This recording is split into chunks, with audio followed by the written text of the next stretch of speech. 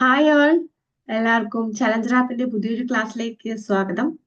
നമ്മൾ ഇന്ന് പഠിക്കാനായിട്ട് പോകുന്നത് SSC, RRB തുടങ്ങിയ പരീക്ഷകൾക്ക് വേണ്ടിയിട്ട് തയ്യാറെടുക്കുന്നവർക്ക് വേണ്ടിയിട്ട് കുറച്ച് GK സെക്ഷൻസിന്റെ മിക്സഡ് ആയിട്ടുള്ള PYQ സെക്ഷൻ ആണ് നമ്മൾ ഇന്ന് നോക്കാനായിട്ട് പോകുന്നത്. നിങ്ങൾക്ക് എല്ലാവർക്കും അറിയാം, SSC, RRB തുടങ്ങിയ പരീക്ഷകൾക്ക് വളരെ ഇമ്പോർട്ടന്റ് ആയിട്ട് വേണ്ട ഒരു പോർഷൻ ആണ് GK സെക്ഷൻ, അല്ലെ? മാത്സും അതുപോലെ തന്നെ മെന്റൽ എബിലിറ്റിയും പഠിക്കുന്നതിന്റെ കൂടെ തന്നെ എന്ത് വേണം? RRB പരീക്ഷയ്ക്കാണെങ്കിൽ സയൻസും അതുപോലെ GK സെക്ഷൻസും വളരെ ഇമ്പോർട്ടന്റ് ആയിട്ട് വേണം. SSCക്കാർക്കും സയൻസ്, GK, അതിന്റെ കൂടെ തന്നെ ഇംഗ്ലീഷ് എല്ലാം ഏറ്റവും ഇമ്പോർട്ടന്റ് ആയിട്ട് നിങ്ങൾ പഠിക്കേണ്ടതാണ്, അല്ലെ? അപ്പോ ഈ മിക്സഡ് PYQ സെക്ഷൻ കൊണ്ട് ഉദ്ദേശിക്കുന്നത് നിങ്ങൾക്ക് എങ്ങനെ നിങ്ങളുടെ നെഗറ്റീവ്സ്, അതായത് ഏത് പോർഷൻ ആണ് നിങ്ങൾ വീക്ക് ആയിട്ടുള്ളതെന്ന് കണ്ടുപിടിക്കുക എന്നുള്ളതാണ് നമ്മുടെ ഒരു ഉദ്ദേശം. ഓക്കെ, അപ്പൊ ഈ സെക്ഷൻസ് നോക്കുമ്പോൾ നിങ്ങൾക്ക് അറിയാനായിട്ട് പറ്റും, എനിക്ക് ഇന്ന പോർഷൻ അറിയില്ല, അപ്പൊ അത് ഞാൻ കുറച്ചുകൂടി പഠിക്കണം. അപ്പൊ എല്ലാവർക്കും അറിയാം, നമുക്ക് ടോട്ടൽ ഉള്ള മാർക്കിന്റെ വളരെ ചെറിയൊരു പോർഷൻ 25% മാത്രമാണ് history, geography, economics, static GK, current affairs എല്ലാം കൂടി മിക്സ് ചെയ്തിട്ടാണ് നമുക്ക് ആ 25 മാർക്സോളം കിട്ടുക. ഹിസ്റ്ററി എന്നൊക്കെ തന്നെ ആണെങ്കിൽ ചിലപ്പോൾ ഒരു 3-4 ക്വസ്റ്റ്യൻസ് ഒക്കെ ആയിരിക്കും നിങ്ങൾക്ക് കിട്ടുക. അപ്പൊ അതുകൊണ്ട് തന്നെ നമ്മൾ ഏതൊക്കെ പോർഷൻ, ഒരു സിലബസ് കൊടുത്തിരിക്കുന്ന അനുസരിച്ച് ഒരുപാട് പഠിക്കാനും ഉണ്ട്. എന്നാൽ ഏതൊക്കെ പോർഷൻസ് ആണ് പഠിക്കേണ്ടതെന്ന് പറഞ്ഞ് നിങ്ങൾ നോക്കുമ്പോൾ ഒരുപാട് എന്താ പറയാ, മെസ്ഡപ്പ് ആണ്. ഒരുപാട് പോർഷൻസ് പഠിക്കാനായിട്ടുണ്ട്, അല്ലെ? അങ്ങനെ നമുക്ക് എല്ലാം കംപ്ലീറ്റ് ചെയ്യാൻ പറ്റുമെന്ന് ചോദിച്ചാൽ അത് വളരെ ബുദ്ധിമുട്ടായിരിക്കും. എങ്കിലും മാക്സിമം പോർഷൻസ് നമുക്ക് നോക്കാം. അപ്പൊ ഈ PYQ സെക്ഷൻസ് നോക്കുന്നതിലൂടെ നിങ്ങൾ ഒന്ന് മനസ്സിലാക്കണം ഏത് പോർഷൻ. ഇതിനകത്ത് ഞാൻ ഹിസ്റ്ററിയും ജോഗ്രഫിയും അതുപോലെ തന്നെ എക്കണോമിക്സ് പോർഷൻസും എല്ലാം PYQ സെക്ഷൻസിനകത്ത് നിങ്ങൾക്ക് എടുക്കും കേട്ടോ. അപ്പൊ അതിന്റെ ഒരു ക്വസ്റ്റ്യൻ, അതിന്റെ കൂടെ ഇമ്പോർട്ടന്റ് ആയിട്ടുള്ള അതിന്റെ റിലേറ്റഡ് ഫാക്ടർ, അങ്ങനെയാണ് നമ്മൾ പറഞ്ഞു പോകുന്നത്.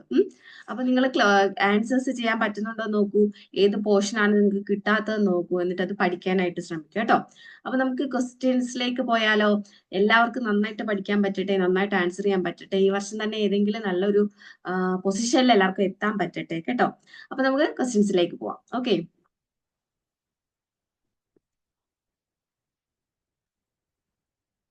ഫസ്റ്റ് ക്വസ്റ്റ്യൻ നോക്കിക്കേ നിങ്ങൾ. Which of the following books is incorrectly paired with its respective author എന്നാണ് ചോദിച്ചിരിക്കുന്നത്. Which of the following books is incorrectly paired with its respective author. ഇപ്പൊ കറക്റ്റ് ആണോ ഇൻകറക്റ്റ് ആണോ? ചിലപ്പോ ഇങ്ങനെയൊന്നും ഉണ്ടാവില്ല ക്വസ്റ്റിനകത്ത്. ഞാൻ എക്സ്ട്രാ എടുത്ത് നിങ്ങൾക്ക് ഇൻകറക്ട്ലി എന്ന് പറഞ്ഞ് കാണിച്ചിട്ടേക്കുവാണ്. ക്വസ്റ്റിനകത്ത് നോർമലി കറക്റ്റ് ആണെന്ന് പറഞ്ഞ് നിങ്ങൾ ചിലപ്പോൾ എന്ത് ചെയ്തു പോകും, ആൻസർ ചെയ്തു പോകും. അതുകൊണ്ട് ക്വസ്റ്റ്യൻ വൃത്തിയായിട്ട് വായിച്ചതിന് ശേഷം മാത്രം ആൻസർ ചെയ്യാനായിട്ട് നോക്കുക. ഫസ്റ്റ് ഓപ്ഷൻ ആണ് ഹിന്ദ് സ്വരാജ്, മഹാത്മാഗാന്ധി. സെക്കൻഡ് ഓപ്ഷൻ എന്താ? ഗീതാഞ്ജലി, രവീന്ദ്രനാഥ ടാഗോർ. തേർഡ് ഓപ്ഷൻ എന്താ? Discovery of India, Subhash Chandra Bose ആണെന്നാ പറഞ്ഞേക്കുന്നത്. Why I am an atheist എന്ന് പറഞ്ഞ ബുക്ക് എഴുതിയത് ഭഗത് സിംഗ് ആണെന്ന് പറഞ്ഞിരിക്കുന്നു. അപ്പൊ ഇതിൽ നിന്ന് എന്ത് കിട്ടും നിങ്ങൾക്ക്? ആൻസർ അറിയാവുന്നവരൊന്ന് മനസ്സിൽ ചിന്തിച്ചു നോക്കി, ഇതിൽ ഏതാണ് തെറ്റായിട്ടുള്ള മാച്ച് ചെയ്തിരിക്കുന്ന പെയർ എന്നൊന്ന്, തെറ്റായിട്ടുള്ളത് ഏതാണെന്ന് നോക്കിക്കേ.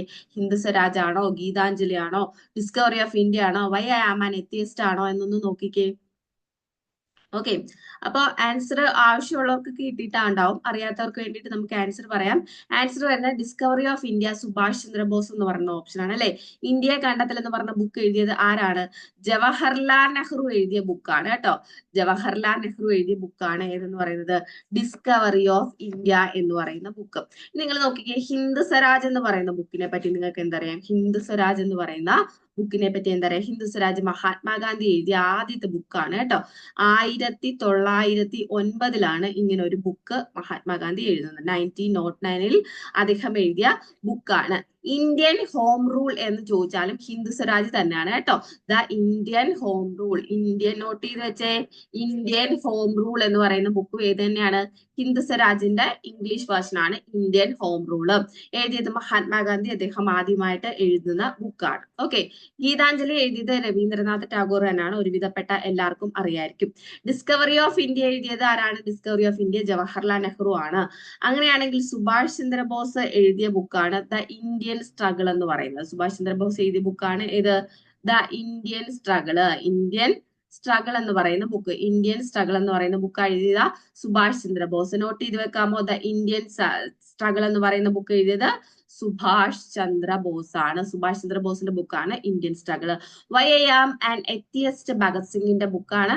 അങ്ങനെയെങ്കിൽ why I am a Hindu, why I am a Hindu ആരുടെ ബുക്കാ? Why I am a Hindu ആരുടെ ബുക്കാണെന്ന് അറിയാമോ? ശശി തരൂർ സാറിന്റെ ബുക്കാണ്. ശശി തരൂറിന്റെ ബുക്കാണ് ഏത്? Why I am a Hindu എന്ന് പറയുന്ന ബുക്ക്. അപ്പൊ ഏതൊക്കെ ബുക്കാ പഠിച്ചത്? ഹിന്ദ് സ്വരാജ് മഹാത്മാഗാന്ധി എന്ന് പഠിച്ചു. എഴുതിയ വർഷം 1909 ആണെന്ന് പഠിച്ചു. ഇനി ഗീതാഞ്ജലി രവീന്ദ്രനാഥ് ടാഗോർ ആണെന്ന് പഠിച്ചു. Discovery of India Jawaharlal Nehru ആണെന്ന് പഠിച്ചു. ഇനി സുഭാഷ് ചന്ദ്രബോസിന്റെ ഒരു ബുക്ക് പഠിച്ചു, ഏതാണ്? ദ ഇന്ത്യൻ സ്ട്രഗിൾ പഠിച്ചു. Why I am an atheist Bhagat സിംഗിന്റെ ബുക്കാണ്. Why I am a Hindu Shashi Tharoor സാറിന്റെ ബുക്കാണ്. ഓക്കെ, അപ്പൊ അത്രയും കിട്ടിയോ?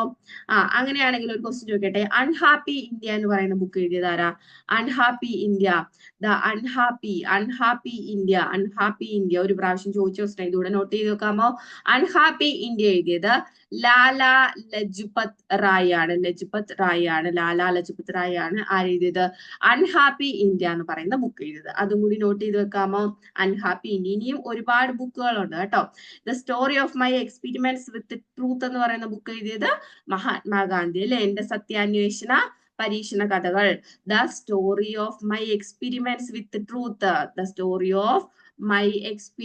അദ്ദേഹത്തിന്റെ ആത്മകഥാ ബുക്കാണ് അല്ലെ? ആത്മകഥ ആയിട്ടുള്ള ബുക്കാണ് story of my experiments with truth എന്ന് പറയുന്ന ബുക്ക്. ഓക്കെ, അത്രയും നോട്ട് ചെയ്ത് വെക്കാമോ? കുറെ ബുക്ക് പഠിച്ചില്ലേ? ഇത്രയും ബുക്ക് ഇപ്പൊ തന്നെ പഠിക്കാമോ? Hindu Swaraj, story of my experiments എന്നൊക്കെ പറയുന്ന ബുക്ക് ആരുടെയാണ്? മഹാത്മാഗാന്ധിയുടെയാണ്. ഹിന്ദു സ്വരാജിന്റെ ഇയർ ഒരു പ്രാവശ്യം ചോദിച്ചിട്ടുണ്ട്. 1909 അദ്ദേഹം ആ ബുക്ക് എഴുതുന്നത്. ഗീതാഞ്ജലി രവീന്ദ്രനാഥ ടാഗോറിന്റെ ബുക്കാണ്. ഡിസ്കവറി ഓഫ് ഇന്ത്യ ജവഹർലാൽ നെഹ്റുവിന്റെ ബുക്കാണ്. അങ്ങനെയാണെങ്കിൽ ഇന്ത്യൻ സ്ട്രഗിൾ എന്ന് പറയുന്ന ബുക്ക് സുഭാഷ് ചന്ദ്രബോസിന്റെ ബുക്കാണ്. Why I am an atheist Bhagat സിംഗിന്റെ ബുക്കാണെങ്കിൽ why I am a Hindu Shashi തരൂറിന്റെ ബുക്കാണ്. അപ്പോ അത്രയും ബുക്കുകൾ പഠിക്കാമോ? ഒരു ബുക്ക് നമ്മൾ എക്സ്ട്രാ പഠിച്ചു, അൺഹാപ്പി ഇന്ത്യ എന്ന് പറയുന്ന ബുക്ക്. അത് ലാലാ ലജ്പത് റായിന്റെ ബുക്കാണെന്ന് പഠിച്ചു അല്ലേ? ലാലാ ലജ്പത് റായിന്റെ ബുക്കാണ്. ഇനി ഇന്ത്യൻ ഒപ്പീനിയൻ എന്ന് പറയുന്ന ന്യൂസ് പേപ്പർ ആരുടെയാണ്? ഇന്ത്യൻ ഒപ്പീനിയൻ എന്ന് പറയുന്ന ന്യൂസ് പേപ്പർ ആരുടെയാ? മഹാത്മാഗാന്ധിയുടെ ബുക്കാണ്, ന്യൂസ് പേപ്പർ ആണ് കേട്ടോ. ഇന്ത്യൻ ഒപ്പീനിയൻ എന്ന് പറയുന്ന ന്യൂസ് പേപ്പർ മഹാത്മാഗാന്ധിയുടെ ന്യൂസ് പേപ്പർ ആണ് ഇന്ത്യൻ ഒപ്പീനിയൻ എന്ന് പറയുന്നത്. ഇനി young India, Navjivan, young India അതൊക്കെ ആരുടെയാ? യങ് ഇന്ത്യ ആരുടെയാ? Navjivan, young India Navjivan. ഹരിജൻ ഒക്കെ ആരുടെയാണ്? ഇതെല്ലാം വീക്കിലി ആണ്, ഇതെല്ലാം മഹാത്മാഗാന്ധിയുടെയാണ്. യങ് ഇന്ത്യ, നവജീവൻ, ഹരിജൻ ഒക്കെ ആരുടെയാണ്? മഹാത്മാഗാന്ധിയുടെ വീക്കിലീസ് ആണ് കേട്ടോ. എഴുതി വെക്കാമോ? യങ് ഇന്ത്യ, നവജീവൻ, ഹരിജൻ ഒക്കെ മഹാത്മാഗാന്ധിയുടെ വീക്കിലീസ് ആണെന്ന് ഓർത്തു വെച്ചേക്കാം. അതുപോലെ ഇന്ത്യൻ ഒപ്പീനിയൻ മഹാത്മാഗാന്ധി പുറത്തിറക്കിയ ന്യൂസ് പേപ്പർ ആണ് അല്ലെ? 1919 യങ് ഇന്ത്യ വരുന്നത് കേട്ടോ. 1919. ഹരിജന്റെ വർഷവും ചോദിച്ചിട്ടുണ്ട്. 1933 1933 ഹരിജൻ, 1919 യങ് ഇന്ത്യ ഒക്കെ ആരുടെയാണ്? മഹാത്മാഗാന്ധിയുടെയാണ്. അപ്പൊ ഈ ഒരു ക്വസ്റ്റ്യൻ നമ്മൾ കുറെ കാര്യങ്ങൾ പഠിച്ചു. ഈ ഇന്ത്യൻ ഒപ്പീനിയൻ മഹാത്മാഗാന്ധി ഇംഗ്ലീഷിലാണ് ആ ഒരു ന്യൂസ് പേപ്പർ പുറത്തിറക്കിയിരിക്കുന്നത് കേട്ടോ. ഒരുപാട് ന്യൂസ് പേപ്പറും ബുക്കുകളും പഠിക്കാനായിട്ടുണ്ട്. ഉറപ്പായിട്ട് അത് നിങ്ങൾ നോട്ട് ചെയ്ത് വെച്ച് പഠിക്കണം. Young India, Navjivan, Harijan, young India ഒക്കെ ഗാന്ധിജിയുമായിട്ട് റിലേറ്റ് ചെയ്തതാണെന്ന് ഓർത്ത് വെച്ചേക്കാം. ഹിന്ദു സ്വരാജ് മഹാത്മാഗാന്ധിയുടെ ബുക്കാണ്. അതുപോലെ Gitanjali, discovery of India, why I am an atheist, ഈ ബുക്കുകളുടെ ഒക്കെ ഓതേഴ്സിനെ പറ്റി ഒന്ന് പഠിച്ചു വെച്ചേക്കാം. ഓക്കെ, നമ്മൾ ഇത്രയും പേരുടെ പേര് പഠിച്ചു. ഇതെല്ലാം ഇപ്പൊ തന്നെ പഠിച്ചിട്ട് പോകാനായിട്ട് ശ്രമിക്കാം. ഓക്കെ, അടുത്ത ക്വസ്റ്റ്യനിലേക്ക് പോയാലോ? നെക്സ്റ്റ് ക്വസ്റ്റ്യൻ നോക്കിയേ. Which of the following departments of Delhi sultanate was reorganised by Balban എന്നാണ് ക്വസ്റ്റ്യൻ. അപ്പൊ നിങ്ങൾ ഇത് മിഡീവൽ ഇന്ത്യയുമായിട്ട് റിലേറ്റ് ചെയ്ത ക്വസ്റ്റ്യൻ ആണ്. ഹിസ്റ്ററി പഠിക്കുമ്പോൾ എങ്ങനെയാ പഠിക്കേണ്ടത്? ഹിസ്റ്ററി പഠിക്കുമ്പോൾ മിഡീവൽ ഇന്ത്യ ഉണ്ട്, ഏൻഷ്യന്റ്. ഹിസ്റ്ററി നമ്മൾ 3ആയിട്ട് തിരിച്ചു വേണം പഠിക്കാൻ. ആദ്യമായിട്ട് പഠിക്കുന്നവരുടെ അടുത്താ പറയാ. എന്താ പറയുന്നത്? ഏൻഷ്യന്റ്, മിഡീവിയൽ, അതുപോലെ തന്നെ മോഡേൺ എന്ന് പറഞ്ഞിട്ട് 3ആയിട്ട് തിരിച്ചിട്ട് വേണം ഹിസ്റ്ററി പഠിക്കാനായിട്ട്. അതിനകത്ത് മിഡീവിയൽ ഇന്ത്യ പഠിക്കുമ്പോൾ നിങ്ങൾ ഒരുപാടൊന്നും പഠിച്ചില്ലെങ്കിലും അത്യാവശ്യം ഡൽഹി സുൽത്താനേറ്റ്, മുഗൾസും പഠിച്ചു വെച്ചേക്കുക.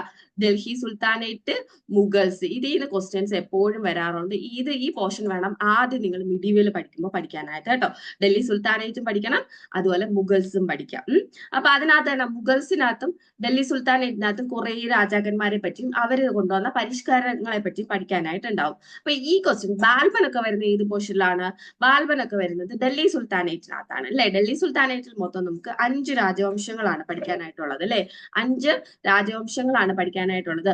ഫസ്റ്റ് മലയാളത്തിൽ ഗ്രൂപ്പ് ഡിയുടെ ഒക്കെ പരീക്ഷ മലയാളത്തിലും കാണും അല്ലെ. അപ്പൊ അടിമ വംശം എന്ന സ്ലേവ് ഡൈനാസ്റ്റി എന്നാണ് ആദ്യത്തെ ഡൈനാസ്റ്റിന്റെ പേര്. ഡൽഹി സുൽത്താനേറ്റിലെ ഫസ്റ്റ് ഡൈനാസ്റ്റിയുടെ പേര് സ്ലേവ് ഡൈനാസ്റ്റി എന്നാണ്. സ്ലേവ് ഡൈനാസ്റ്റി എന്നാണ് ഫസ്റ്റ് ഡൈനാസ്റ്റിയുടെ പേര്.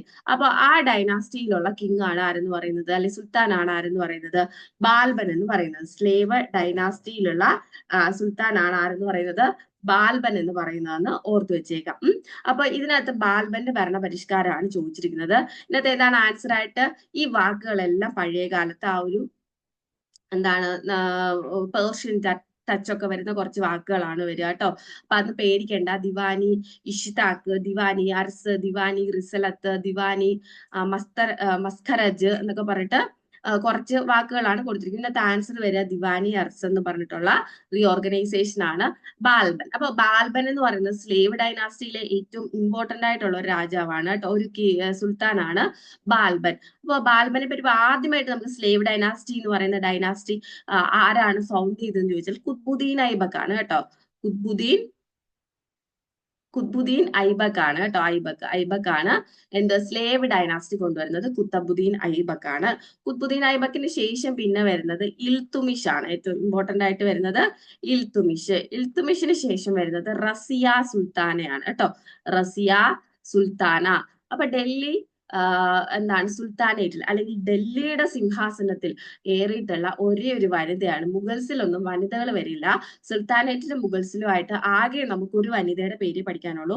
അത് റസിയ സുൽത്താനയാണ് കേട്ടോ. റസിയ സുൽത്താന 1236 തൊട്ട് 1240 വരെയാണ് ആര് ഭരിക്കുക? റസിയ സുൽത്താന ഭരിക്കുക. പിന്നീട് അവർ വളരെ പെട്ടെന്ന് തന്നെ റസിയ സുൽത്താനയ്ക്ക് ഭരണം അവസാനിപ്പിക്കേണ്ടി വരുന്നു. അവരെ കൊലപ്പെടുത്തുകയാണ് പിന്നീട് ഉണ്ടാവുന്നത്. അതിനുശേഷം റസിയ സുൽത്താനയ്ക്ക് ശേഷം വളരെ അത്ര ഇമ്പോർട്ടന്റ് ഒന്നും അല്ലാത്ത വളരെ വീക്ക് ആയിട്ടുള്ള കുറച്ച് ആൾക്കാർ ഭരിക്കുന്നുണ്ട്. അതിന് ശേഷം നസറുദ്ദീൻ മുഹമ്മദ് എന്ന് പറഞ്ഞിട്ട് നസറുദ്ദീൻ മുഹമ്മദ് എന്ന് പറഞ്ഞിട്ട് ഒരു കിങ് വരുന്നുണ്ട്. നസറുദ്ദീൻ മുഹമ്മദിന് ശേഷം ആണ് ആര് വരുന്നത്?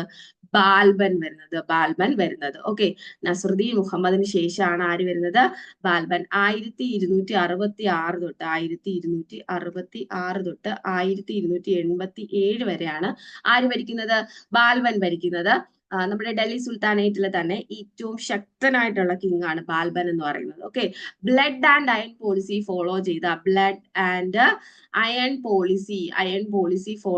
കിങ് ആരാണെന്ന് ചോദിക്കും. സുൽത്താനേറ്റിലെ blood and iron policy follow ചെയ്ത കിങ് ആണ് ബാൽബൻ എന്ന് പറയുന്നത്. Blood and iron policy follow ചെയ്ത കിങ് ആണ് ബാൽബൻ എന്ന് പറയുന്ന കാര്യം ഓർത്തു വെച്ചേക്കാം. ഓക്കെ, അപ്പോ നമ്മൾ എന്തൊക്കെയാ പഠിച്ചത്? സ്ലേവ് ഡൈനാസ്റ്റിയിലെ തന്നെ ഏറ്റവും ഇമ്പോർട്ടന്റ് ആയിട്ടുള്ള ഒരു കിങ് ആണ് ആര്? ബാൽബൻ എന്ന് പഠിച്ചു. പിന്നീട് എന്താ? സ്ലേവ് ഡൈനാസ്റ്റി ഫൗണ്ട് ചെയ്തത് ആരാണ്?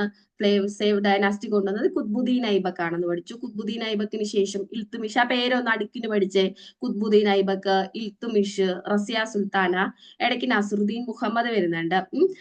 നസറുദ്ദീൻ മുഹമ്മദിന് ശേഷമാണ് ബാൽബൻ വരുന്നത്. ബാൽബന് ശേഷം കേക്വാബാദ് എന്ന് പറഞ്ഞിട്ട് ഒരാളും കൂടി ഉള്ളൂ. അതോടുകൂടി സ്ലേവ് ഡൈനാസ്റ്റി എൻഡ് ആവുകയാണ്. അപ്പൊ ആ ഡൈനാസ്റ്റീസ് ഒക്കെ പഠിക്കുമ്പോൾ ഏറ്റവും ഇമ്പോർട്ടന്റ് ആയിട്ട് പഠിക്കേണ്ടത് എന്താണ്? ഓരോ രാജാക്കന്മാരും അവർ കൊണ്ടുവന്ന ഭരണപരിഷ്കാരങ്ങളുമാണ്. അപ്പൊ അതിനകത്ത് തന്നെ ദിവാനി അർസ് എന്ന് പറഞ്ഞ ഭരണപരിഷ്കാരം കൊണ്ടുവരുന്ന ആരാണ്? നമ്മുടെ ബാൽബനാണ്. ബാൽബനെ പറ്റി എന്തൊക്കെ പഠിച്ചു? ബാൽബനെ പറ്റി പഠിച്ചത് എന്താ? Balban blood and iron policy ഏറ്റവും ശക്തനായിട്ടുള്ള രാജാവായിരുന്നു. മരം വെട്ടുകാരനാണെന്നൊക്കെയാ പറയുന്നത് കേട്ടോ. മരം വെട്ടുകാരനായിട്ടുള്ള ഡൽഹി സുൽത്താനേറ്റിലെ കിങ് എന്നൊക്കെ പറയുന്നത് ബാൽബൻ ആണെന്ന് പറയപ്പെടുന്നുണ്ട്. അതുപോലെ എന്താ ഏറ്റവും ശക്തൻ blood and iron policy follow ചെയ്തത് സിജിദ പൈബോസ് രണ്ട് സിസ്റ്റംസ് കൊണ്ടുവന്നത്. സിജിദ എന്നും പൈബോസും.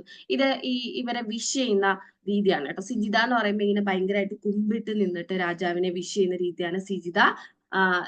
വിഷിംഗ് ഓഫ് കിങ് ആണ് കേട്ടോ. Sijitha type of wishing of king ആണ്. കിങ്ങിനെ വിഷ് ചെയ്യുന്ന രീതി, നന്നായിട്ട് കുമ്പിട്ട് വേണം വിഷ് ചെയ്യാൻ എന്നുള്ള ആ ഒരു കൺസെപ്റ്റ് ആണ് സിജിതയിൽ. പൈബോസ് എന്ന് പറയുന്നത് കിസ്സിംഗ് ദ ഫീറ്റ് ഓഫ് സുൽത്താൻ ആണ്. കിസ്സിംഗ് ദി ഫീറ്റ് ഓഫ് സുൽത്താൻ, സുൽത്താന്റെ കാല് തൊട്ട് വണങ്ങി ഇട്ട് വേണം പരിപാടികളൊക്കെ രാവിലെ സ്റ്റാർട്ട് ചെയ്യാൻ എന്നുള്ള ഒരു കൺസെപ്റ്റ്, അതാണ് പൈബോസ്. അപ്പൊ ഈ രണ്ട് സിസ്റ്റംസും കൊണ്ടുവന്നത് ബാൽബനാണ്. അതുപോലെ റീഓർഗനൈസേഷൻ, ഓക്കെ, ദിവാനി അർസ് എന്ന് പറഞ്ഞിട്ടുള്ള എന്താണ് ഡിപ്പാർട്ട്മെന്റിന്റെ റീഓർഗനൈസേഷൻ കൊണ്ടുവരുന്നത് ബാൽബനാണ്. Blood and iron policy follow ചെയ്തത് ബാൽബനാണ്. പിന്നെന്താണ്, സ്ലേവ് ഡൈനാസ്റ്റിയിൽ ഏറ്റവും ഇമ്പോർട്ടന്റ് ആയിട്ട് ഖുദ്ബുദ്ദീൻ ഐബക്ക്, ഇൽത്തുമിഷ്, ബാൽബൻ, ഇവരിൽ നിന്നാണ് ക്വസ്റ്റ്യൻ ചോദിക്കുന്നത്. പിന്നെ ചോദിക്കുന്നത് ആകെ ഉള്ള ഒരു വനിത ആരാണ്, റസിയ സുൽത്താനയാണെന്നുള്ള കാര്യം ഓർത്ത് വെച്ചേക്കുക. പറയാനാണെങ്കിൽ ഓരോന്നും ഒരുപാടുണ്ട്. തൽക്കാലം സ്ലേവ് ഡൈനാസ്റ്റി ഇത്രയും ഒന്ന് ഓർത്ത് വെച്ചേക്കുക. ബാൽബനെ പറ്റി ഇത്രയും ഓർത്ത് വെച്ചേക്കുക. സിജിത പൈബോസ് രണ്ട് സിസ്റ്റം കൊണ്ടുവന്നു, blood and iron policy follow ചെയ്തു എന്നൊക്കെ പറയുന്ന ഏറ്റവും സ്ട്രോങ്സ്റ്റ് ആയിട്ടുള്ള സ്ലേവ് ഡൈനാസ്റ്റിയിലെ കിങ് എന്നൊക്കെ പറയുന്നത് ബാൽബനാണ്.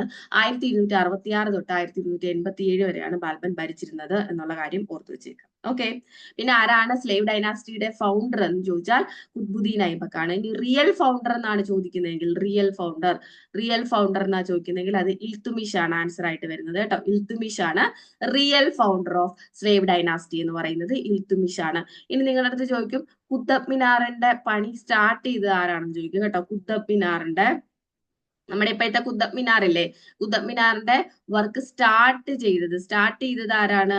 ഖുദ്ബുദ്ദീൻ ഐബക്കാണ്. ഐബക്കാണ് കുത്തബ് മിനാറിന്റെ വർക്ക് സ്റ്റാർട്ട് ചെയ്യുന്നത്.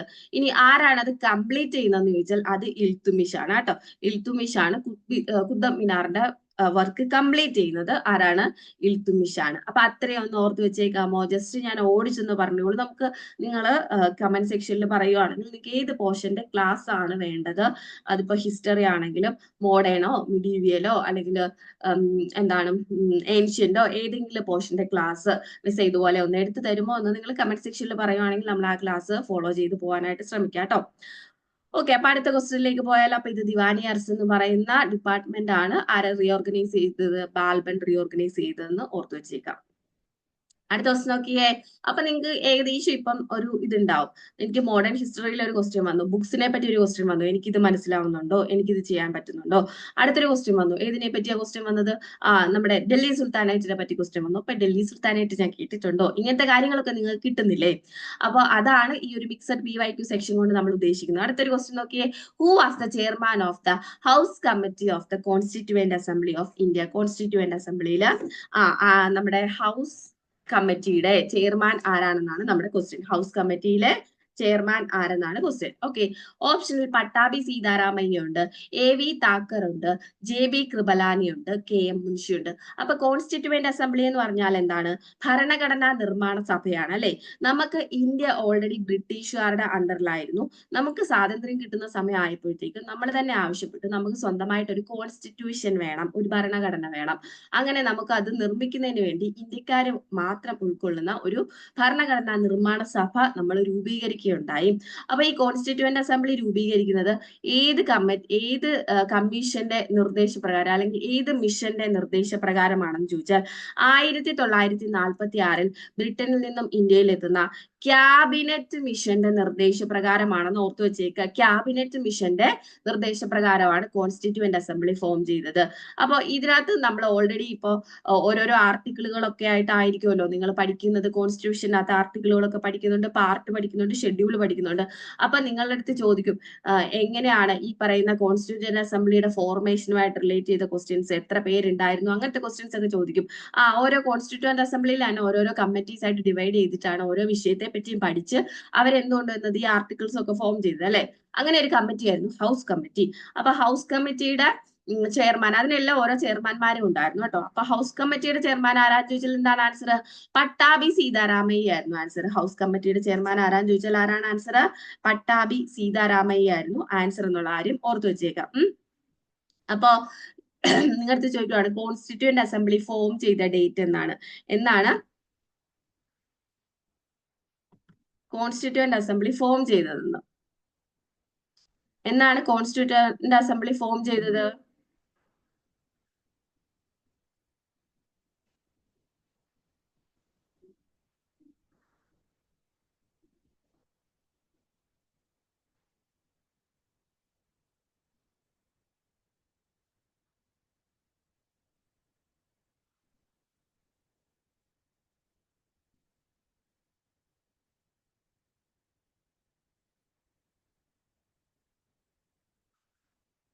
ഓക്കെ, അപ്പൊ നിങ്ങളുടെ അടുത്ത് ചോദിക്കുവാണ് എന്നാണ് കോൺസ്റ്റിറ്റ്യൂവന്റ് അസംബ്ലി ഫോം ചെയ്തതെന്നൊരു ക്വസ്റ്റ്യൻ ചോദിക്കുവാണ് അല്ലെ.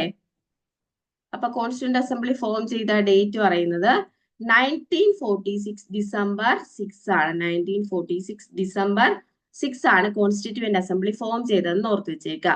ഇനി 1946 ഡിസംബർ 9 ആണ് ഇതിന്റെ ഫസ്റ്റ് മീറ്റിംഗ്. ഈ ഡേറ്റ് ഇത്രയും പഠിച്ചു വെച്ചേക്കണേ. ഫസ്റ്റ് മീറ്റിംഗ് 1946 ഡിസംബർ 9 ആണ്.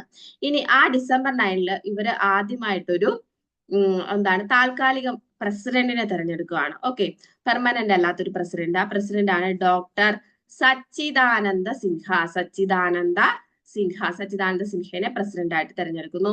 1946 ഡിസംബർ 11 സെക്കൻഡ് സെക്ഷൻ വരുന്നത്. സെക്കൻഡ് സെക്ഷനിലാണ് ഇവര് ഡോക്ടർ രാജേന്ദ്ര പ്രസാദിനെ ഒരു സ്ഥിരം പ്രസിഡന്റ് ആയിട്ട് തെരഞ്ഞെടുക്കുന്നത്. ഓക്കെ, അപ്പൊ 1946 ഡിസംബർ 6 ഫോം ചെയ്യുന്നത്. 1946 ഡിസംബർ 9 ഇതിന്റെ ഫസ്റ്റ് മീറ്റിംഗ്. അപ്പോൾ അവർ ആരെ തെരഞ്ഞെടുക്കുന്നു? ഡോക്ടർ സച്ചിദാനന്ദ സിൻഹയെ താൽക്കാലിക പ്രസിഡന്റ് ആയിട്ട് തെരഞ്ഞെടുക്കുന്നു.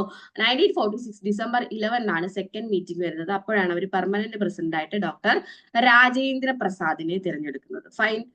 ഓക്കെ, ഇനി 1946 ഡിസംബർ 13 ഇതിന്റെ തേർഡ് മീറ്റിംഗ്. ഈ തേർഡ് മീറ്റിംഗില് ജവഹർലാൽ നെഹ്റു ഒരു ഒബ്ജക്റ്റീവ് റെസൊല്യൂഷൻ അവതരിപ്പിക്കുന്നു. ലക്ഷ്യപ്രമേയം എന്നാണ് കേട്ടോ. ഒബ്ജക്റ്റീവ് റെസൊല്യൂഷൻ അവതരിപ്പിക്കുന്നു. ഈ ഒബ്ജക്റ്റീവ് റെസൊല്യൂഷൻ ആണ് ഇന്ത്യയുടെ ഭരണഘടനയുടെ ആമുഖം അല്ലെങ്കിൽ പ്രിയാമ്പിൾ ആയിട്ട് പിന്നീട് മാറുന്നത്. അപ്പൊ എന്തൊക്കെയാ പഠിച്ചേ? നമുക്ക് കോൺസ്റ്റിറ്റ്യൂവന്റ് അസംബ്ലി എന്ന് പറഞ്ഞിട്ടൊരു അസംബ്ലി എന്തിനു വേണ്ടിയിട്ടാണ് നമ്മൾ അത് രൂപീകരിച്ചത്? നമുക്ക് ഭരണഘടന നിർമ്മിക്കുന്നതിന് വേണ്ടിയിട്ട്. നിങ്ങൾക്ക് ഇനി ഒരു ഹോംവർക്ക് ഞാൻ തരുവാണ്. ഈ കോൺസ്റ്റിറ്റ്യൂവന്റ് അസംബ്ലിയിൽ മൊത്തത്തില് നമുക്ക് 22ഓളം കമ്മിറ്റികൾ ഉണ്ടായിരുന്നു. ഈ കമ്മിറ്റികൾ ഓരോന്നും നിങ്ങൾ പേര് എഴുതി വെക്കുക. അതിന്റെ തലപ്പത്ത് ആരാണ് ഉണ്ടായിരുന്നതെന്ന് എഴുതി വെക്കുക. ചെയർമാൻമാർ ഓരോ കമ്മിറ്റിയുടെയും. അപ്പൊ യൂണിയൻ കോൺസ്റ്റിറ്റ്യൂഷൻ കമ്മിറ്റി, അതുപോലെ ഹൗസ് കമ്മിറ്റി, അങ്ങനെ കുറെ കമ്മിറ്റി ഉണ്ട്. ഫ്ലാഗ് കമ്മിറ്റിയുടെ അഡ്ഹോ കമ്മിറ്റി ഫോർ ഫ്ലാഗ്. ഓക്കെ, അപ്പൊ അങ്ങനെ കുറെ കമ്മിറ്റി ഉണ്ട്. അപ്പോൾ ആ കമ്മിറ്റീസിന്റെ ഒക്കെ ചെയർമാൻമാർ ആരാണെന്ന് പഠിച്ചു വെച്ചേക്കാം. ഓക്കെ, ഇന്നത്തെ നിങ്ങളുടെ അസൈൻമെന്റ് ആണ്. നിങ്ങൾ അത് പഠിച്ചു വെക്കാനായിട്ട് ശ്രമിക്കാം. ഇന്ന് എക്സ്ട്രാ നമ്മൾ പഠിച്ച point 1946 December 6 constituent assembly form ചെയ്യുന്നത്. ഫസ്റ്റ് മീറ്റിംഗ് നടക്കുന്നത് 1946 ഡിസംബർ 9 ആ ഫസ്റ്റ് മീറ്റിംഗിന് ഇവര് ഡോക്ടർ സച്ചിദാനന്ദ സിൻഹയെ താൽക്കാലിക പ്രസിഡന്റ് ആയിട്ട് തിരഞ്ഞെടുക്കുന്നു. 1946 ഡിസംബർ 11 സെക്കൻഡ് മീറ്റിംഗിലാണ് ഡോക്ടർ രാജേന്ദ്ര പ്രസാദിനെ പെർമനന്റ് പ്രസിഡന്റ് ആയിട്ട് തിരഞ്ഞെടുക്കുന്നത്. 1946 ഡിസംബർ 13 തേർഡ് മീറ്റിംഗിലാണ് ജവഹർലാൽ നെഹ്റു ഒബ്ജക്റ്റീവ് റെസൊല്യൂഷൻ എന്ന് പറയുന്ന ഒരു റെസൊല്യൂഷൻ അവതരിപ്പിക്കുന്നു. ഈ ഒബ്ജക്റ്റീവ് റെസൊല്യൂഷൻ ആണ് പിന്നീട് ഇന്ത്യയുടെ ഭരണഘടനയുടെ ആമുഖമായിട്ട് മാറുന്നത്. ഓക്കെ, ഇത്രയും ഓർത്തു വെച്ചേക്കാമോ?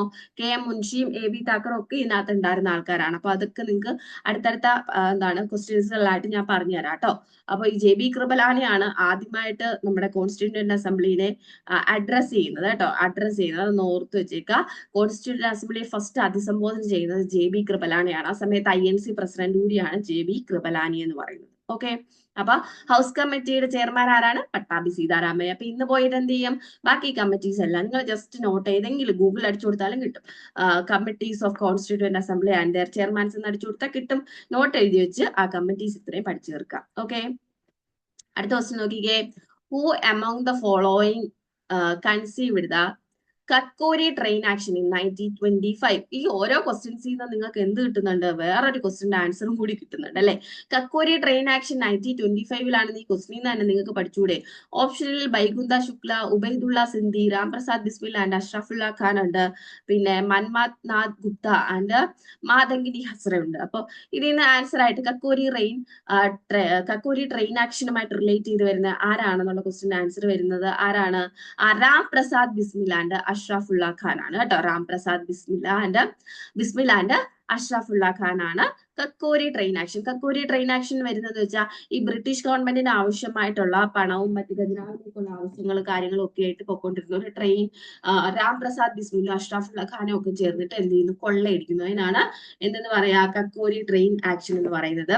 അപ്പൊ ഇതുമായിട്ട് ബന്ധപ്പെട്ട ഒരു സംഘടനയുണ്ട് കേട്ടോ. ഇതുപോലെ 1925 ഓഗസ്റ്റ് 9 ഇത് നടക്കുന്നത്. കക്കോരി ട്രെയിൻ ആക്ഷൻ നടക്കുന്നത് 1925 ഓഗസ്റ്റ് 9 കാര്യം ഓർത്തു വെച്ചേക്കുക. 1925 ഓഗസ്റ്റ് 9. ഓക്കെ, അപ്പൊ അതിൽ നിന്ന് വേറൊരു കാര്യം കൂടി പഠിച്ചു വെച്ചേക്കുക. ഇത് എന്താ? 1925 ഓഗസ്റ്റ് 9 കക്കോരി ട്രെയിൻ ആക്ഷന് നേതൃത്വം കൊടുത്തത്, അല്ലെങ്കിൽ കക്കോരി ട്രെയിൻ കൊള്ളയ്ക്ക് നേതൃത്വം കൊടുത്തത് രാം പ്രസാദ് ബിസ്മിലും അഷ്റഫുള്ള ഖാനും കൂടി ചേർന്നാണെന്നുള്ള കാര്യം ഓർത്തു വെച്ചേക്കാരാ. രാം പ്രസാദ് ബിസ്മിലും അഷ്റഫുള്ള ഖാനും കൂടി ചേർന്നിട്ടാണ് കക്കോരി ട്രെയിൻ കൊള്ളയ്ക്ക് നേതൃത്വം കൊടുത്തത്. ഇതുമായിട്ട് ബന്ധപ്പെട്ട സംഘടനയാണ് ഹിന്ദുസ്ഥാൻ സോഷ്യലിസ്റ്റ് റിപ്പബ്ലിക്കൻ അസോസിയേഷൻ, അല്ലെ ഹിന്ദുസ്ഥാൻ റിപ്പബ്ലിക്കൻ അസോസിയേഷൻ എന്നാണ് ഈ സംഘടനയുടെ അപ്പോഴത്തെ പേര്, HRA, Hindustan republican association. Kakori train ആക്ഷനുമായിട്ട് റിലേറ്റ് ചെയ്ത അസോസിയേഷൻ ചോദിച്ചാൽ ഏതാണ്? ഹിന്ദുസ്ഥാൻ റിപ്പബ്ലിക്കൻ അസോസിയേഷൻ ആണ്. പിന്നീട് ഇതിന്റെ പേര് മാറ്റിയിട്ട് എന്താക്കും? ഹിന്ദുസ്ഥാൻ സോഷ്യലിസ്റ്റ് റിപ്പബ്ലിക്കൻ അസോസിയേഷൻ എന്നാക്കും. ഹിന്ദുസ്ഥാൻ സോഷ്യലിസ്റ്റ് റിപ്പബ്ലിക്കൻ അസോസിയേഷൻ എന്നാക്കി മാറ്റുന്നുണ്ടെന്നുള്ള കാര്യം കൂടി ഓർത്തു വെച്ചേക്കാം. ഓക്കെ, ചന്ദ്രശേഖർ ആസാദ് ഒക്കെയാണ് ആ സമയത്ത് HSRAക്ക് നേതൃത്വം കൊടുക്കുന്നത്. അപ്പൊ ഈ ഒരു question പഠിക്കാമോ? Kakori train action 1925 August 9 നേതൃത്വം കൊടുത്തത് രാം പ്രസാദ് ബിസ്മിൽ ആൻഡ് അഷ്റഫുള്ള ഖാൻ. അതിന്റെ പിന്നിലുണ്ടായിരുന്ന സംഘടനയുടെ പേര് ഹിന്ദുസ്ഥാൻ റിപ്പബ്ലിക്കൻ അസോസിയേഷൻ. ഈ സംഘടന പിന്നെ 1928 ഒക്കെ ആകുമ്പോഴത്തേക്കും ഹിന്ദുസ്ഥാൻ സോഷ്യലിസ്റ്റ് റിപ്പബ്ലിക്കൻ അസോസിയേഷൻ എന്ന പേര് മാറ്റി. നമ്മുടെ ഭഗത് സിംഗും മറ്റ് യുവാക്കളെല്ലാം കൂടി ചേർന്നിട്ട് ഉണ്ടാക്കുന്ന സംഘടനയാണ് ഹിന്ദുസ്ഥാൻ റിപ്പബ്ലിക്കൻ അസോസിയേഷൻ എന്ന് പറയുന്നത്, അല്ലെങ്കിൽ ഹിന്ദുസ്ഥാൻ റിപ്പബ്ലിക്കൻ ആർമി എന്നൊക്കെ പറയുന്നത് കേട്ടോ. ഇത് എന്താണ്? സായുധ വിപ്ലവത്തിന് വേണ്ടി തയ്യാറെടുക്കുന്ന യുവജനങ്ങളുടെ ഒരു സംഘടനയായിരുന്നു HRA എന്ന് പറയുന്നത്. ഓക്കെ, അപ്പൊ അത്രയും ഒന്ന് പഠിച്ചു വെക്കാമോ? ഇത് മോഡേൺ ഹിസ്റ്ററിയിൽ നിന്ന് വരുന്ന ക്വസ്റ്റ്യൻ ആണ്. കഴിഞ്ഞത് കോൺസ്റ്റിറ്റ്യൂഷനിൽ നിന്ന് വരുന്ന ക്വസ്റ്റ്യൻ ആണ്. അതിന് മുമ്പത്തെ ക്വസ്റ്റ്യൻ മിഡീവൽ ഇന്ത്യയിലെ ക്വസ്റ്റ്യൻ ആണ്. ഇത് നമ്മുടെ എക്കണോമിക്സിലെ ക്വസ്റ്റ്യൻ ആണ്. The securities and exchange board of India SEBI was established as A statutory body in. അപ്പൊ സെബി എസ്റ്റാബ്ലിഷ് ചെയ്ത വർഷമാണ് ചോദിക്കുന്നത്. ഇതിൽ നിങ്ങൾക്ക് ഒരു ക്വസ്റ്റ്യൻ പഠിക്കാം. എന്താണ് സെബിയുടെ ഫുൾ ഫോം പഠിക്കാമോ? Securities and exchange board of India, SEBI. അപ്പൊ ഇത് സ്റ്റാറ്റ്യൂട്ടറി ബോഡി ആയിട്ട് എസ്റ്റാബ്ലിഷ് ചെയ്തത് എന്നാണെന്നാണ് ക്വസ്റ്റ്യൻ. സ്റ്റാറ്റ്യൂട്ടറി ബോഡി എന്ന് വെച്ചാൽ എന്താണ്? ഇത് നമുക്ക് രണ്ടൂന്ന് ടൈപ്പ് ബോഡീസ് ഉണ്ട്. ഒന്ന് കോൺസ്റ്റിറ്റ്യൂഷണൽ ബോഡീസ് ഉണ്ട്. കോൺസ്റ്റിറ്റ്യൂഷണൽ എന്ന് വെച്ചാൽ എന്താ? കോൺസ്റ്റിറ്റ്യൂഷണൽ ഭരണഘടനയിൽ പറഞ്ഞിട്ടുള്ള ബോഡീസ് ആണ് കോൺസ്റ്റിറ്റ്യൂഷണൽ ബോഡീസ്. അതിനൊരു ആർട്ടിക്കിളും മറ്റു കാര്യങ്ങളൊക്കെ എവിടെ ഉണ്ടാവും? കോൺസ്റ്റിറ്റ്യൂഷനിൽ ഉണ്ടാവും. സ്റ്റാറ്റ്യൂട്ടറി ബോഡി എന്ന് വെച്ചാൽ ഒരു സ്റ്റാറ്റ്യൂഷൻ നിയമം വഴി സ്ഥാപിതമാകുന്ന സ്ഥാപനമാണ്. നിയമം വഴി സ്ഥാപിതമാകുന്ന സ്ഥാപനമാണ് എന്ന് പറയുന്നത് സ്റ്റാറ്റ്യൂട്ടറി ബോഡി എന്ന് പറയുന്നത് കേട്ടോ. അപ്പൊ SEBI is a statutory body. ഒരു ക്വസ്റ്റ്യൻ പഠിച്ചു. സെബിയുടെ full form securities and exchange board of India. ഇനി ആൻസർ എന്താ വരിക? 1992 സെബി എന്താവുന്നത്? ഫോം ചെയ്യുന്നത്. അപ്പൊ ഏതൊക്കെ ക്വസ്റ്റ്യൻ ആ? Securities and exchange board of India SEBI ആണ്, സ്റ്റാറ്റ്യൂട്ടറി ബോഡിയാണ്, 1992 ഫോം ചെയ്തത്. ഓക്കെ, ഇനി ഈ പറയുന്ന സെബി 1992 എക്സ്ചേഞ്ച് ചെയ്തു. ഇത് എന്താണ് SEBI? Who is the regulator for the securities market in India എന്നൊരു ക്വസ്റ്റ്യൻ ഉണ്ട്. SEBI is the regulator for the securities market in India കേട്ടോ. ആരാണ് ഇന്ത്യയിലെ സെക്യൂരിറ്റീസ് മാർക്കറ്റ് സെക്യൂരിറ്റീസിന്റെ റെഗുലേറ്റർ എന്ന് ചോദിച്ചാൽ സെബി ആണെന്ന് ഉത്തരം എഴുതിക്കോണം. ഓക്കെ, ഇനി സെബിയുടെ ഹെഡ് ക്വാർട്ടേഴ്സ് എവിടെയാണെന്നൊരു ക്വസ്റ്റ്യൻ ഉണ്ട്.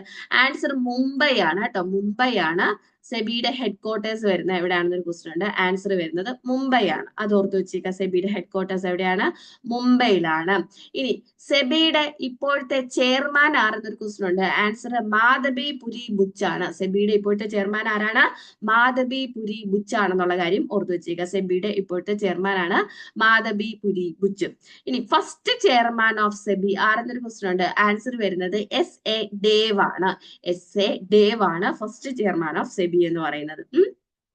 അപ്പൊ സെബി ആണ് ഇന്ത്യയുടെ ഫിനാൻഷ്യൽ മാർക്കറ്റിനെ ഒക്കെ റെഗുലേറ്റ് ചെയ്യുന്ന securities and exchange board of question. എത്ര ക്വസ്റ്റ്യൻ പഠിച്ചടാ? സ്റ്റാറ്റ്യൂട്ടറി ബോഡി ആണെന്ന് പഠിച്ചു. സെബിയുടെ ഫുൾ ഫോം പഠിച്ചു. 1992 ഇത് ഫോം ചെയ്യുന്നതെന്ന് പഠിച്ചു. ഇന്ത്യയിലെ എന്താണ് മാർക്കറ്റ് സെക്യൂരിറ്റീസിന്റെ റെഗുലേറ്റർ എന്നറിയപ്പെടുന്ന സെബി. സെബിയുടെ ഇപ്പോഴത്തെ ചെയർമാൻ മാധബി പുരി ബുച്ച്, ആദ്യത്തെ ചെയർമാൻ SA ഡേവ്. ഇത്രയും ക്വസ്റ്റ്യൻസ് പഠിച്ചോ? അടുത്ത ക്വസ്റ്റ്യനിലേക്ക് പോയാലോ? നെക്സ്റ്റ് ക്വസ്റ്റ്യൻ നോക്കിക്കേ. On 21 October 1943 Subhash Chandrabose proclaimed the formation of provincial government of free India in.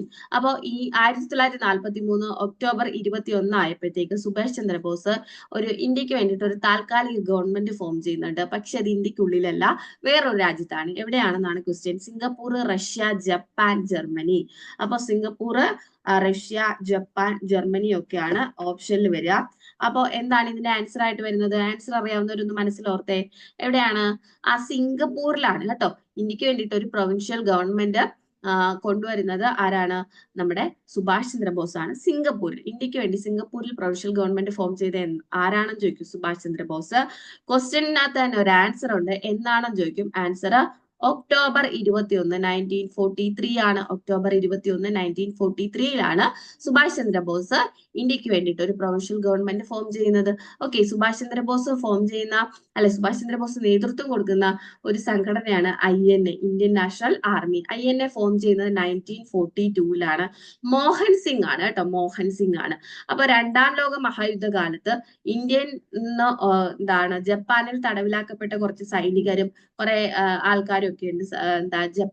ജപ്പാന്റെ ഹെൽപ്പോടുകൂടിയാണ് ഈ INAയുടെ ഫോർമേഷനും ഒക്കെ നടക്കുന്നത് കേട്ടോ. അപ്പോ ഈ 1942 മോഹൻ സിംഗ് ആണ് ഈ പറയുന്ന INA എന്ന് പറഞ്ഞ സംഘടന ഫോം ചെയ്യുന്നത്. അതിനുശേഷം അതിന്റെ തലപ്പത്തേക്ക് വരുന്ന വ്യക്തിയാണ് റാഷ് ബിഹാരി ബോസ്. റാഷ് ബിഹാരി ബോസ് INAയുടെ തലപ്പത്തേക്ക് വരുന്നു. അങ്ങനെ റാഷ് ബിഹാരി ബോസിൽ നിന്നാണ് INAയുടെ തലപ്പത്ത് ആരെത്തുന്നത്? സുഭാഷ് ചന്ദ്രബോസ് എത്തുന്നത്. സുഭാഷ് ചന്ദ്രബോസ്. INAയുമായിട്ട് റിലേറ്റ് ചെയ്ത ക്വസ്റ്റ്യൻസ് ചോദിക്കും കേട്ടോ. INAയായിട്ട് റിലേറ്റ് ചെയ്ത ക്വസ്റ്റ്യൻ ചോദിക്കും. സുഭാഷ് ചന്ദ്രബോസ് നേതൃത്വം കൊടുത്ത സംഘടനയാണ് INA, ഇന്ത്യൻ നാഷണൽ ആർമി എന്ന് പറയുന്ന INA എന്ന് പറയുന്ന സംഘടനയുടെ കാര്യം ഓർത്തു വെക്കുക. ഫോർവേഡ് ബ്ലോക്ക് ഫോം ചെയ്യുന്നതും സുഭാഷ് ചന്ദ്ര ബോസ് ആണ് കേട്ടോ. ഫോർവേഡ് ബ്ലോക്ക് 1939 1939 ഫോർവേഡ് ബ്ലോക്ക് എന്ന് പറയുന്ന സംഘടന സുഭാഷ് ചന്ദ്രബോസ് ഫോം ചെയ്യുന്നത്. അപ്പൊ സുഭാഷ് ചന്ദ്രബോസ് ഫോം ചെയ്ത സംഘടനയാണ് ഫോർവേഡ് ബ്ലോക്ക്. സുഭാഷ് ചന്ദ്രബോസ് നേതൃത്വം കൊടുത്ത മറ്റൊരു സംഘടനയാണ് INA. ഇതൊക്കെ ഓർത്തു വെച്ചേക്കുക. INA ഫോം ചെയ്ത ആരാണെന്നാണ് ക്വസ്റ്റ്യൻ എങ്കിൽ മോഹൻ സിംഗ് ആണെന്ന് എഴുതുക. ഓക്കെ, ആരുടെ കയ്യിൽ നിന്നാണ് INAയുടെ INAയുടെ നേതൃസ്ഥാനം സുഭാഷ് ചന്ദ്രബോസ് ഏറ്റെടുക്കുന്നതെന്നാണ് ക്വസ്റ്റ്യൻ എങ്കിൽ റാഷ് ബിഹാരി ബോസിന്റെ കയ്യിൽ നിന്നാണെന്നുള്ള കാര്യം ഓർത്തു വെച്ചേക്കുക. ഏത് രാജ്യത്തിന്റെ ഹെൽപ്പോട് കൂടിയാണ് ഇങ്ങനൊരു സംഘടന ഫോം ചെയ്യുന്നത് വെച്ചാൽ ജപ്പാന്റെ ഹെൽപ്പോട് കൂടിയാണ് കേട്ടോ. അപ്പൊ ഇതുപോലെ ഈ താൽക്കാലിക ഗവൺമെന്റിൽ ഉണ്ടായിരുന്ന ഒരേ ഒരു വനിതാ മെമ്പറാണ് ക്യാപ്റ്റൻ ലക്ഷ്മി എന്ന് പറയുന്നത്. ലക്ഷ്മി കേട്ടോ, ലക്ഷ്മി, ക്യാപ്റ്റൻ ലക്ഷ്മി സൈഗാൽ. ലക്ഷ്മി എന്ന് പറയുന്നത് പ്രൊവിഷ്യൽ ഗവൺമെന്റിൽ ഉണ്ടായിരുന്ന ഒരു മലയാളിയാണ്, ക്യാപ്റ്റൻ ലക്ഷ്മി. ഓക്കെ, അത് ഓർത്തു വെച്ചേക്കുക. ഇനി INAന്റെ ഒരു വനിതാ വിഭാഗം ഉണ്ട് കേട്ടോ. INAന്റെ വനിതാ വിഭാഗത്തിന്റെ പേരാണ് ഝാൻസി റാണി റെജിമെന്റ്. അതും പ്രീവിയസ് ക്വസ്റ്റ്യൻ ആണ്. ഝാൻസി റാണി റെജിമെന്റ് നോട്ട് ചെയ്തോ. ഝാൻസി റാണി റെജിമെന്റ് എന്ന് പറയുന്നത് INAയുടെ വനിതാ വിഭാഗത്തിന്റെ പേരാണ്, വനിതാ വിഭാഗം. ഇതുപോലെ ഈ പ്രൊവിഷ്യൽ ഗവൺമെന്റിൽ ഉണ്ടായിരുന്ന ഒരു വനിതാ മെമ്പർ ആണ് ക്യാപ്റ്റൻ ലക്ഷ്മി സൈഗാൾ എന്നുള്ള കാര്യം ഓർത്തു വെച്ചേക്കുക. ക്യാപ്റ്റൻ ലക്ഷ്മി. ഓക്കെ, നെക്സ്റ്റ് ക്വസ്റ്റ്യനിലേക്ക് പോയാലോ? അടുത്ത question, who among the following rulers is called the Napoleon of India? അപ്പോ ഇന്ത്യയിലെ നെപ്പോളിയൻ ഓഫ് ഇന്ത്യ എന്നറിയപ്പെടുന്ന കിങ് ആരാണെന്നാണ് question. Who among the following is known as Napoleon of India എന്നാണ് question. Okay, Napoleon of India option നോക്കിക്കേ. ബിന്ദുസാര, ചന്ദ്രഗുപ്ത, സമുദ്രഗുപ്ത, അശോക. അപ്പൊ ഇത് ancient history എന്നുള്ള question ആണ്. നിങ്ങൾക്ക് ഗുപ്ത സാമ്രാജ്യവും മൗര്യ സാമ്രാജ്യവും അതുപോലെ ജൈനിസം, ബുദ്ധിസം ഇതൊക്കെ പഠിക്കാനായിട്ടുണ്ട്. ഇൻഡസ് വാലി സിവിലൈസേഷൻ, ഇമാതിരി കാര്യങ്ങളൊക്കെ പഠിക്കാനായിട്ടുണ്ട്. അതിൽ നിന്ന് വന്ന ക്വസ്റ്റ്യൻ ആണ് കേട്ടോ. നെപ്പോളിയൻ ഓഫ് ഇന്ത്യ എന്നറിയപ്പെടുന്നത് സമുദ്രഗുപ്തയാണെന്നുള്ള കാര്യം ഓർത്തു വെച്ചേക്കുക. അപ്പോൾ ചോദിക്കുന്ന ക്വസ്റ്റ്യൻ ആണ് കേട്ടോ, സമുദ്രഗുപ്ത. ഓക്കെ, അപ്പോ ചന്ദ്രഗുപ്ത ഫസ്റ്റ് ആണ്. ചന്ദ്രഗുപ്ത ഫസ്റ്റ് ആണ് ഈ ഗുപ്ത സാമ്രാജ്യത്തിലെ അറിയപ്പെടുന്ന ആദ്യത്തെ രാജാവ്. ശ്രീഗുപ്തയാണ് ഇത് ഫോം ചെയ്യുന്നത്, ഗുപ്ത സാമ്രാജ്യം കേട്ടോ. ശ്രീഗുപ്തയാണ് ഗുപ്ത സാമ്രാജ്യം ഫോം ചെയ്തത്. ഫൗണ്ടർ ഓഫ് ഗുപ്ത എംപയർ എന്ന് ചോദിച്ചാൽ ശ്രീഗുപ്തയാണ്. First well known king of Gupta സാമ്രാജ്യം ഏതാ, അല്ലെ ഗുപ്ത എംപയർ എന്നൊക്കെ ചോദിച്ചാൽ ചന്ദ്രഗുപ്ത ഫസ്റ്റ് ആണ്. ചന്ദ്രഗുപ്ത ഫസ്റ്റ് കഴിഞ്ഞിട്ട് ചന്ദ്രഗുപ്ത സെക്കൻഡ് വരുന്നുണ്ട്. ഓക്കെ, ചന്ദ്രഗുപ്ത സെക്കൻഡ് വരുന്നുണ്ട്. അപ്പൊ ചന്ദ്രഗുപ്ത സെക്കൻഡിന്റെയും കുമാരദേവിയുടെയും മകനായിട്ട് ജനിക്കുന്നതാണ് സമുദ്രഗുപ്ത. ചന്ദ്രഗുപ്ത സെക്കൻഡും അതുപോലെ തന്നെ കുമാരദേവി ഇവരുടെ മകനായിട്ടാണ് സമുദ്രഗുപ്ത ജനിക്കുന്നത് കേട്ടോ. സമുദ്രഗുപ്ത ജനിക്കുന്നത് എന്നുള്ള കാര്യം ഓർത്തു വെച്ചേക്കാം. സമുദ്രഗുപ്ത വളരെ വെൽ നോൺ ആയിട്ടുള്ള ഒരു ഗുപ്ത സാമ്രാജ്യത്തിലെ കിങ് ആയിരുന്നു. ഓക്കെ, അപ്പൊ അത് ഓർത്തു വെച്ചേക്കാമോ? ഗുപ്ത സാമ്രാജ്യം, നെപ്പോളിയൻ ഓഫ് ഇന്ത്യ എന്നറിയപ്പെടുന്നത് ആരാണ്? സമുദ്രഗുപ്തയാണെന്നുള്ള കാര്യം ഓർത്തു വെച്ചേക്കാം. അടുത്ത ക്വസ്റ്റ്യനിലേക്ക് പോയാലോ? ഗുപ്ത സാമ്രാജ്യം മൗര്യ സാമ്രാജ്യം ഒക്കെ ക്ലാസ് വേണമെന്നുണ്ടെങ്കിലും എന്തെങ്കിലും ഡൗട്ട് ഉണ്ടെങ്കിലും ഒക്കെ നിങ്ങൾ കമന്റ് ചെയ്താട്ടെ, നമുക്ക് ആൻസർ അല്ലെങ്കിൽ നമുക്ക് അതിന് വേണ്ടിയിട്ടുള്ള ക്ലാസ്സുകൾ കൊടുക്കാം. The amendment of Constitution of India envisages the Grama Sabha as the foundation of the Panchayat Raj system to perform functions and powers entrusted to it by the state legislatures. അപ്പൊ ഏത് അമെന്റ്മെന്റിലാണ് ഈ പറയുന്നത് ഗ്രാമസഭ പഞ്ചായത്ത് രാജിന്റെ ഫൗണ്ടേഷൻ ആണെന്നൊക്കെ പറഞ്ഞ കാര്യം പറഞ്ഞേക്കുന്നതാണ് question. 72nd, 71st, 73rd, 74th. നിങ്ങൾ ഓർത്ത് വെച്ചേക്കണം 73, 74 അമെന്റ്മെന്റുകളാണ് പഞ്ചായത്ത് രാജും മുനിസിപ്പാലിറ്റി സിസ്റ്റവും ഒക്കെ ഇന്ത്യയിലേക്ക് വരാൻ കാരണമായിട്ടുള്ള അമെന്റ്മെന്റ് എന്നുള്ള കാര്യം ഓർത്തു വെച്ചേക്കുക. 73, 74 അമെന്റ്മെന്റ്.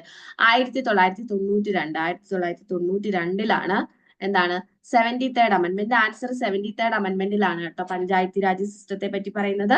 1992 ഇതിനെ പറ്റി ഈ ഒരു നിയമം വരുന്നത് 1992 വരുന്ന നിയമമാണ്. അപ്പോ 73ാമത്തെ അമെന്റ്മെന്റ് വഴി ആഡ് ചെയ്ത പാർട്ടാണ് ഏത് പാർട്ടാണ്? മൊത്തത്തിൽ 25ഓളം പാർട്ട് ഉണ്ട് ഇന്ത്യൻ കോൺസ്റ്റിറ്റ്യൂഷനിൽ. 1992 വരുന്ന 73ാമത്തെ അമെന്റ്മെന്റ് വഴി ആഡ് ചെയ്ത പാർട്ടാണ് 9th part. Okay, 9th part. 74th amendment വഴിയാണ് നമ്മൾ 9A എന്ന് പറയുന്ന പാർട്ട് ആഡ് ചെയ്യുന്നത്. അപ്പൊ ഈ 9th പാർട്ടിനകത്ത് 243 തൊട്ട് 243O വരെയുള്ള ആർട്ടിക്കിളുകളിലാണ് എന്തിനെ പറ്റി പറയുന്നത്? 243O വരെയുള്ള ആർട്ടിക്കിളുകളിലാണ് എന്തിനെ പറ്റി പറയുന്നത്? പഞ്ചായത്തിനെ പറ്റി, പഞ്ചായത്ത് രാജ് സിസ്റ്റത്തെ പറ്റിയൊക്കെ പറയുന്നത്. ഓക്കെ, അപ്പൊ അതിനകത്ത് 243A എന്ന് പറയുന്ന ആർട്ടിക്കിളിലാണ് ഗ്രാമസഭയെ പറ്റി പറയുന്നത്. ഗ്രാമസഭ. ക്വസ്റ്റ്യൻ ചോദിക്കും നിങ്ങളുടെ അടുത്ത് ഗ്രാമസഭയെ പറ്റി പ്രതിപാദിക്കുന്ന ആർട്ടിക്കിൾ ഏതാണെന്ന് പറഞ്ഞ് ക്വസ്റ്റ്യൻ ചോദിക്കും. 243A ആണ് കേട്ടോ. 243A ഗ്രാമസഭ നോട്ട് ചെയ്ത് വെച്ചേക്കാം. 9th പാർട്ടാണ് നമ്മൾ ആഡ് ചെയ്യുന്നത്. 243 തൊട്ട് 243O വരെയാണ് 73ാമത്തെ അമെന്റ്മെന്റ് വഴി. 73ാമത്തെ അമെന്റ്മെന്റ് വഴിയിലാണ് നമ്മളെ പഞ്ചായത്ത് രാജ് എന്ന് പറയുന്ന ആ ഒരു കൺസെപ്റ്റ് ആഡ് ചെയ്യുന്നത്. കോൺസ്റ്റിറ്റ്യൂഷണൽ സ്റ്റാറ്റസ് കൊടുക്കുകയാണ്. അതായത് കോൺസ്റ്റിറ്റ്യൂഷനിൽ ഇതിനെപ്പറ്റി പറയാം, പഞ്ചായത്തിനെ പറ്റി മുനിസിപ്പാലിറ്റിനെ ഒക്കെ പറ്റി പറഞ്ഞ അമെന്റ്മെന്റ് ഏതാണെന്നാണ് ക്വസ്റ്റ്യൻ. 73ാമത്തെ അമെന്റ്മെന്റ് ആണെന്ന് ഓർത്തു വെച്ചേക്കാം. ഓക്കെ, അപ്പോ അടുത്ത ക്വസ്റ്റ്യൻ. ആർട്ടിക്കിളുകളൊക്കെ പഠിക്കാനുണ്ട് കേട്ടോ, നിങ്ങൾക്ക് പഠിക്കണം. 243A ഇപ്പൊ പഠിക്കാമോ? ഗ്രാമസഭ. അടുത്ത ക്വസ്റ്റ്യൻ നോക്കിയേ. In which of the following years was the planning commission of India setup? ഏത് വർഷമാണ് ഇന്ത്യയിൽ പ്ലാനിംഗ് കമ്മീഷൻ വന്നതെന്നാണ് ക്വസ്റ്റ്യൻ. 1962, 1945, 1950, 1958 ഇത്രയും വർഷങ്ങളാണ് കൊടുത്തിരിക്കുന്നത്. ആൻസർ 1950 മാർച്ച് 15-നാണ് കേട്ടോ. മാർച്ച് 15-നാണ് പ്ലാനിംഗ് കമ്മീഷൻ വരുന്നത്. ഇപ്പൊ പ്ലാനിംഗ് കമ്മീഷൻ ഉണ്ടോ? പ്ലാനിംഗ് കമ്മീഷന്റെ അധ്യക്ഷൻ പ്രൈം മിനിസ്റ്റർ ആയിരുന്നു. ഫസ്റ്റ് അധ്യക്ഷൻ എന്ന് പറയുന്നത്, ഫസ്റ്റ് ചെയർമാൻ എന്ന് പറയുന്നത് ആരായിരുന്നു? ജവഹർലാൽ നെഹ്റു ആയിരുന്നു അല്ലെ. ഇനി ലാസ്റ്റ് ഇപ്പൊ പ്ലാനിംഗ് കമ്മീഷൻ നമ്മൾ എടുത്തു കളഞ്ഞു. ഇപ്പൊ നമുക്ക് അതിന് പകരം നിതി ആയോഗ് വന്നു. നിതി ആയോഗിന്റെ ചെയർമാനും പ്രൈം മിനിസ്റ്റർ ആണ്. ചെയർമാൻ ആരാന്ന് ചോദിച്ചാൽ പ്രൈം മിനിസ്റ്റർ തന്നെയാണ്.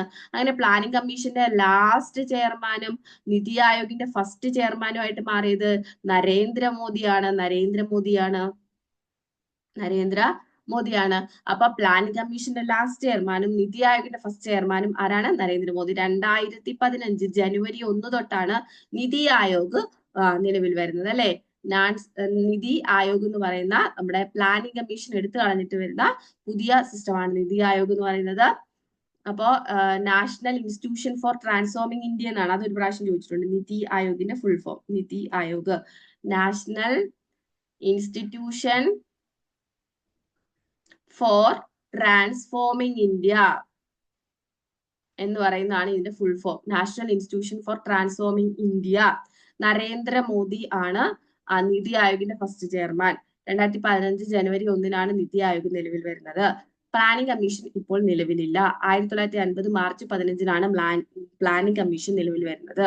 ഓക്കെ, നിതി ആയോഗിന് നമുക്ക് എന്താണ് വൈസ് പ്രസിഡന്റും ഉണ്ട്, സിഇഒ, വൈസ് ചെയർമാനും ഉണ്ട്, സിഇഒയും ഉണ്ട്. Vice chairman, CEO. ഇത് കറണ്ട് അഫയേഴ്സിൽ എപ്പോഴും ചോദിക്കുന്ന ക്വസ്റ്റ്യൻ ആണ്.